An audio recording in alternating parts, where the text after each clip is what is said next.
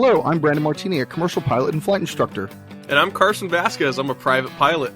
And you're listening to the Aviation Mentors podcast, sponsored by Stratus Financial. So buckle up, because the Aviation Mentors are taking off. In this new year, a lot of people want to change their mindset. I know we just did an episode on a couple days ago, and I'm looking forward to changing a lot of mindsets after this episode. People look inside themselves and see what they want to become. Sometimes it's more productive, to be kinder, or as I like to say, become more of a winner. I know Carson does too. It's kind of our thing. We always want to be better than we were the day before.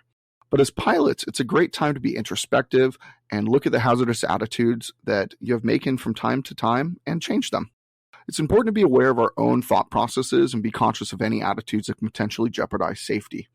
There are 5 hazardous attitudes that are particularly important and to be aware of. One is anti-authority, there's impulsivity, invulnerability, macho, and resignation. This is at least what the FAA identifies as the 5 hazardous attitudes. It's even in some of our books that we read.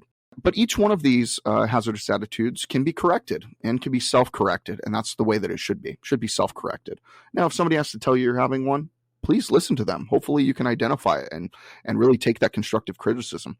But each one does have an antidote or a thought process that corrects it. And part of being a pilot is really just opening up yourself to people's corrective, criticism. And it's never meant in a bad way. It's never meant to hurt your feelings, but you need to be open to it, because that's the way we keep each other safe and keep ourselves safe. Yeah, 100%. You want to make sure that you're listening to others around you, because they're not just telling it to you for no reason. They're telling it to you literally for your health and safety. They want you to be a safe pilot, and they want you to be a safe pilot around other pilots. They're not just going to tell you something just to be a jerk, at least not usually. Most people in this industry are generally nice and kind. They're telling you just to keep you in a better, safe environment and also keep their friends and family safe as well on the ground. Yeah, what's that thing we always say? Everyone has something to teach you. Comes just back to that. And there's that saying, no one likes a know-it-all, and it certainly applies to the first hazardous attitude, anti-authority. Anti-authority presents itself as kind of a don't tell me what to do, and it can look something like a pilot not taking advice from ATC or their instructor, or even a pilot that they just met that's giving them that constructive criticism like we talked about. It could also be justifying doing something wrong by saying, I've done this a million times, I'm fine. And I think the most common and popular example of this is that live ATC recording went viral, I think last year or 2 years ago, when an airplane refused to exit the Bravo in Las Vegas, and then he refused to copy down the phone number that was given to him by ATC. Brandon, do you remember that one? Did you hear about that?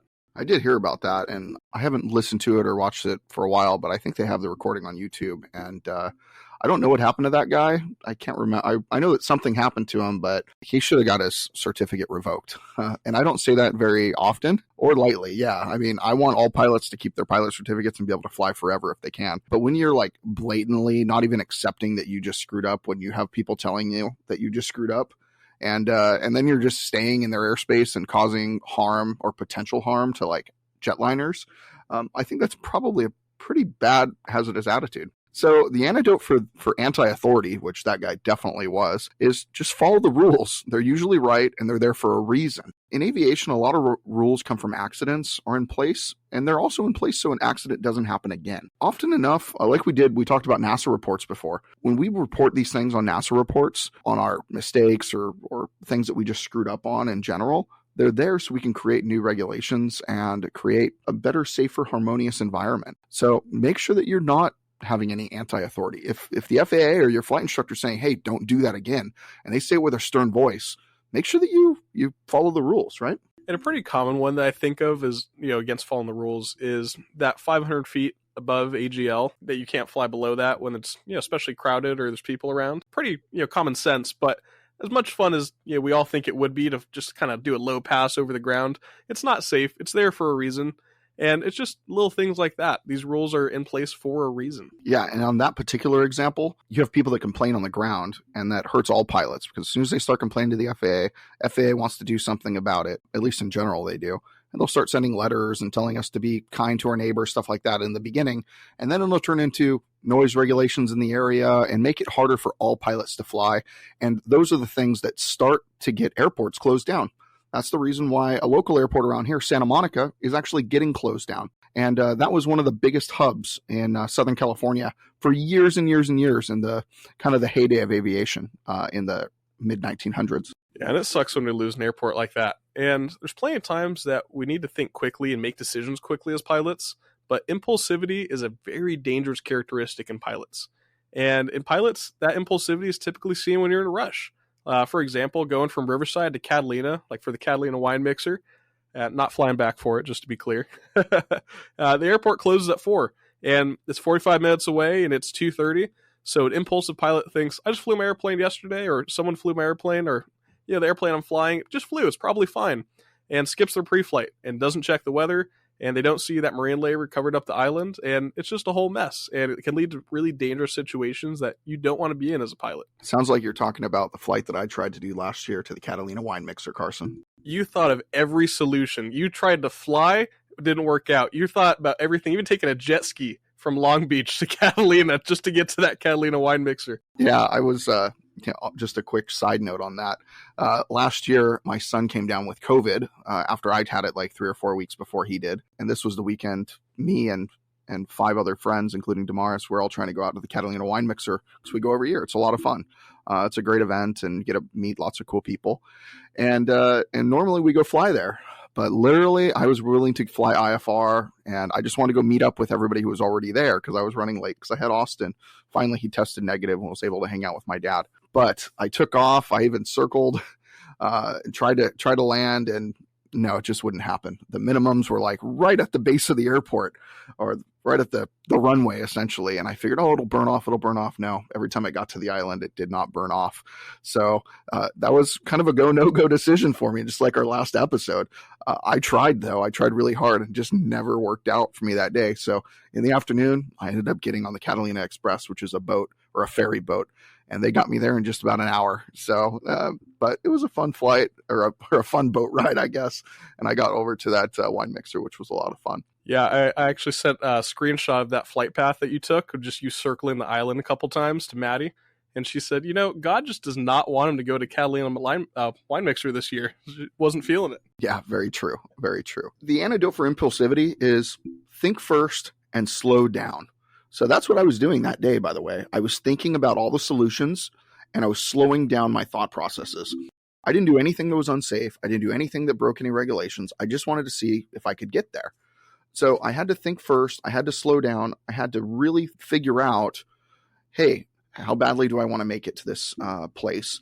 And what can I do to get there in a safe and methodical way? And that safe and methodical way was to have a backup plan and to relieve myself of that pressure, because I didn't have to get there, by the way. I mean, it was just a fun event to go to. I mean, who cares? You miss out on a weekend, it's not the end of the world. There's another one next year it's the first weekend of June, if anybody's curious. They just came out with tickets. Already got mine. That's the antidote for impulsivity. So just think first, slow down.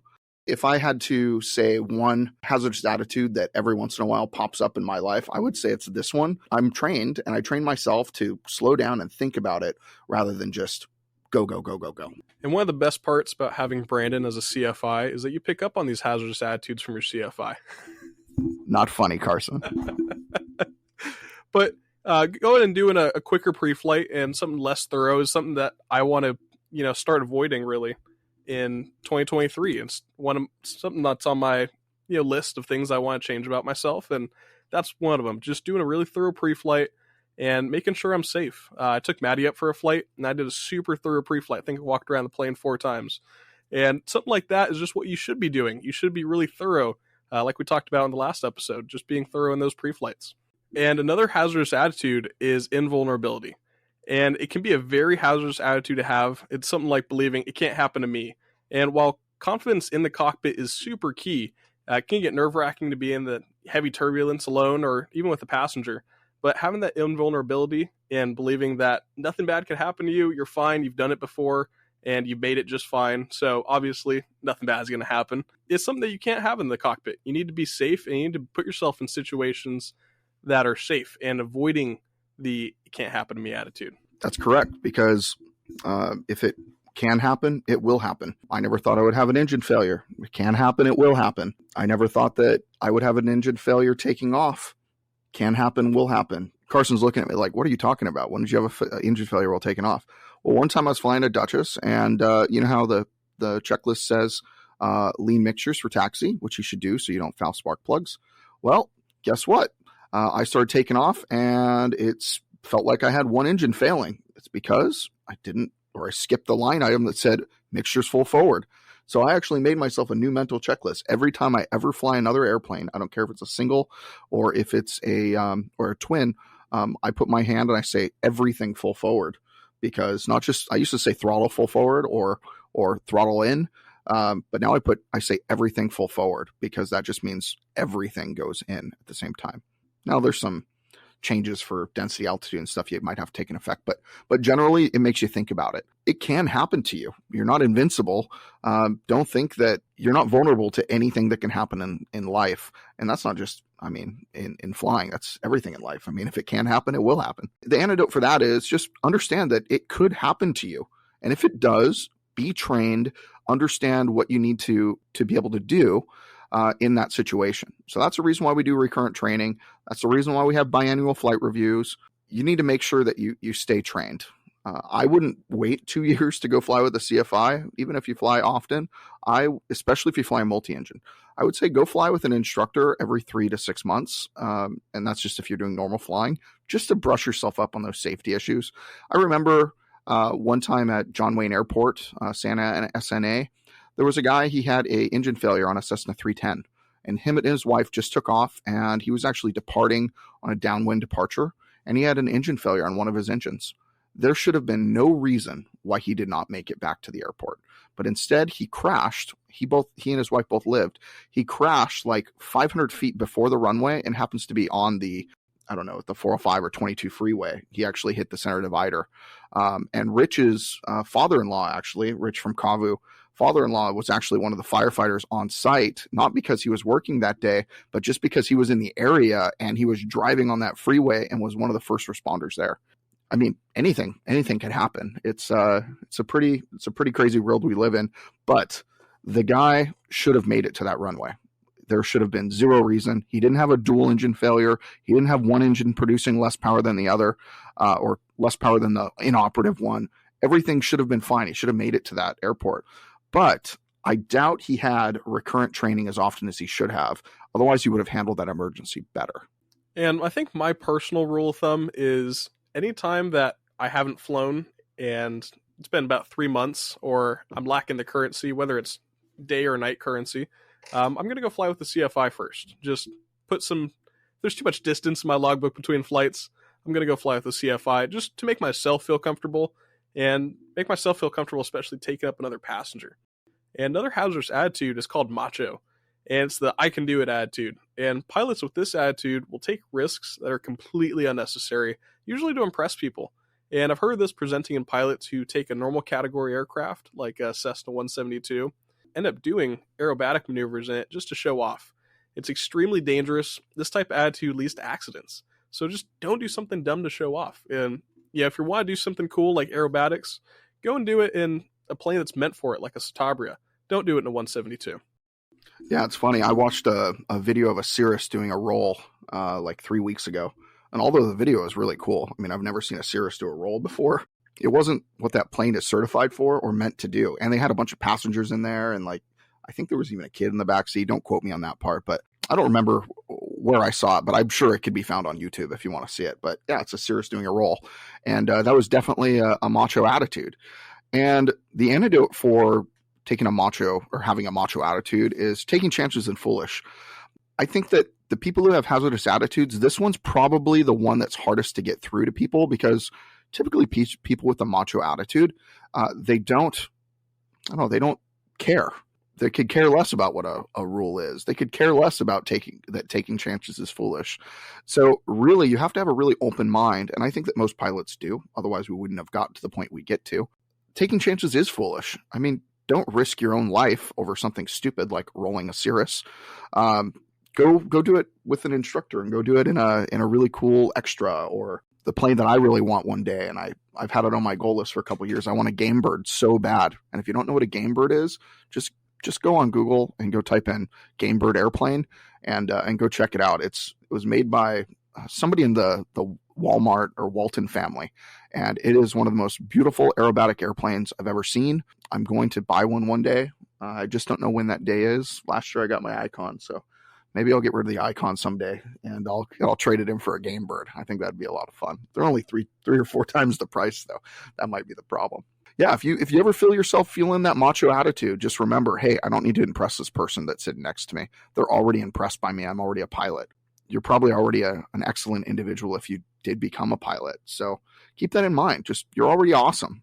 Don't push it too far. You don't have to take chances. You don't have to be foolish or act all macho.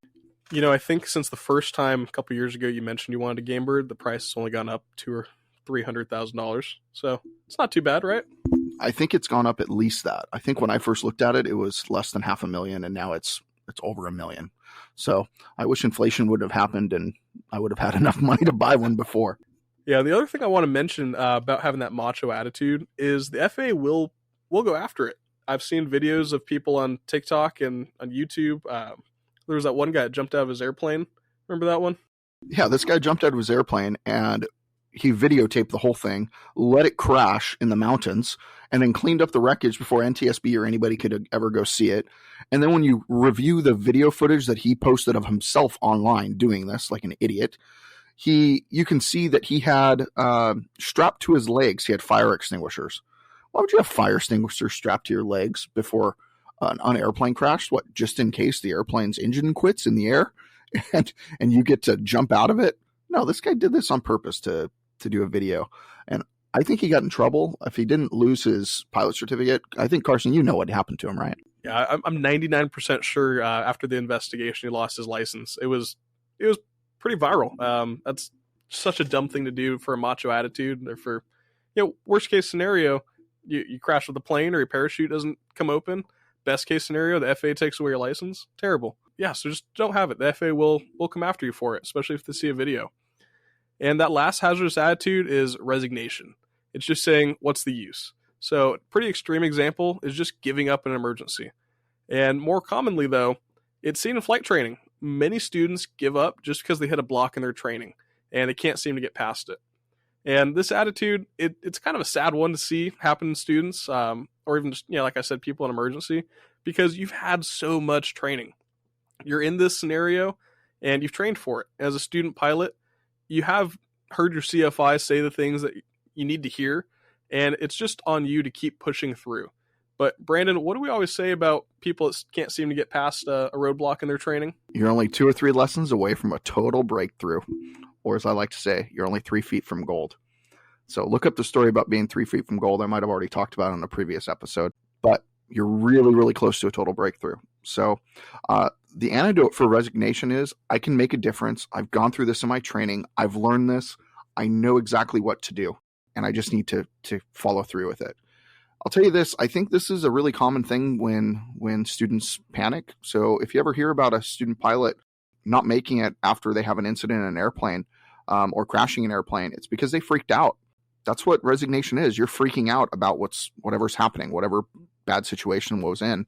But all you have to do is think through your training. Honestly, the worst thing that could happen, you could still fix it. Usually. I mean, 99% of the time, the worst thing that can happen is your engine quits, right? Well, most of the time you can probably restart it. And if you can't restart it, then you just need to go land on a road or land in a field or somewhere that's safe. And you could watch countless videos on YouTube about pilots landing in fields, roads, freeways, you name it, and they all live. Most of them don't even hurt the airplane. They just land in the field. And then an A&P comes over, they take off the wings, they transport it back, they replace the engine, and boom, it starts flying again. Just know that don't resign. I mean, if you hit bad turbulence, what can you do about the turbulence? Nothing. Ride it out. It's like a wave.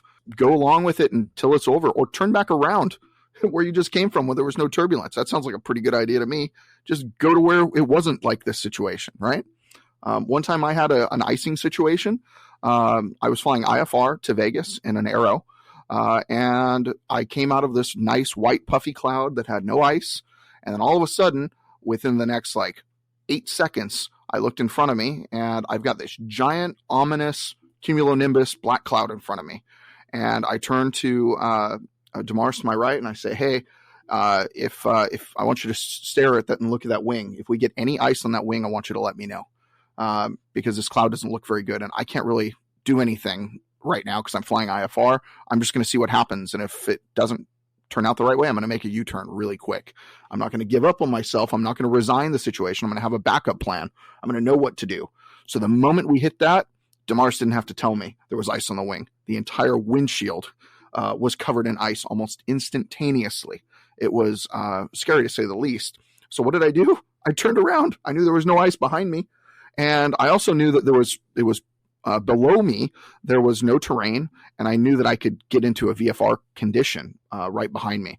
So I made a U-turn. It took me about a minute to get out of that cloud. And as soon as I came out, I started descending because I could see a VFR hole. And I called up ATC while all this was going on, and I basically said I was declaring an emergency. I don't know if I used the words declaring an emergency, but I said, I have VFR in sight now. I'm making a U-turn. I'm in extreme icing conditions, and they made a PIREP. And hopefully my PIREP in that area helps some other pilot. That's the point of all of that. I mean, don't resign your situation to, hey, I just got into an ice cloud. There's nothing for me to do except for continue, and then I'm going to turn into an icicle and fall out of the sky. That's not going to happen to me. I wasn't going to resign. I wasn't going to let anything happen to me or my passengers that day. So you just have to know. Same thing with when it comes to turbulence, and I think that's the thing that most students freak out about is turbulence, or somebody throwing up in their airplane while they're flying with them, because that'll happen. And they freak out and they can't smell, and they're overwhelmed by things. And all you have to do is just relax, keep yourself calm. Just know, hey, I'm going to get through this. And you will make a difference. You will get through this. You've already trained for this. You know all these things. Also, another thing that people do is people are talking too much on the radios. Kind of a side topic, but if your friends and passengers are talking too much and they will not listen to you, to shut up, unplug them. And in some radios, they have an isolate button, which is my absolute favorite. You just click isolate, and it's either just you or you and the person in the front seat can talk. You can get rid of everybody, and that will stop you from resigning the situation. You're just like, oh, I can't hear anything. I heard about someone that actually isolated their DPE on a check ride because he wouldn't stop asking questions when he was taking off. That's smart. That's a critical phase of flight. I would have done the same thing, isolate the DPE. I hope you guys learned something from what we talked about today. Just remember that you don't have to go through any of these hazardous attitudes. There's always an antidote for them. And I really hope that you enjoyed today's episode. You got a little bit out of it, especially from the stories that I have. And I'm sure there's going to be more stories over time. It just happens while you're flying, more and more of them. Yeah, I already have plenty of my own, and I only have, 200 hours? So it's pretty cool. And almost everyone develops one of these hazardous attitudes at some point in their aviation career, just through complacency or by doing something dumb and getting away with it after everything goes okay. But being aware and avoiding hazardous attitudes is crucial for ensuring the safety of ourselves and those among us in the aviation industry, especially if you have passengers that don't know how to fly an airplane. They're relying on you for the safety. And after doing some introspection and realizing that you have one of these attitudes, for the sake of your safety and those who fly with you, make this year the year to put the work in to change that attitude. Absolutely. I know this was a really good episode for us to all to look back and say, hey, did I do this? And the answer should be no, I don't do some of these things. But if you do, just kind of look inside, just like Carson just said, and tell yourself, hey, I can be better. So 2023 is the year of winning and the year to be better. As always, if you'd like to reach out to either one of us, you can reach us at Twitter or Instagram at Mr. Martini Guy or at Carson_AV17 for Carson. And as we're kicking off this year, remember, we're here to guide you in your aviation journey. So fly safe and enjoy the ride.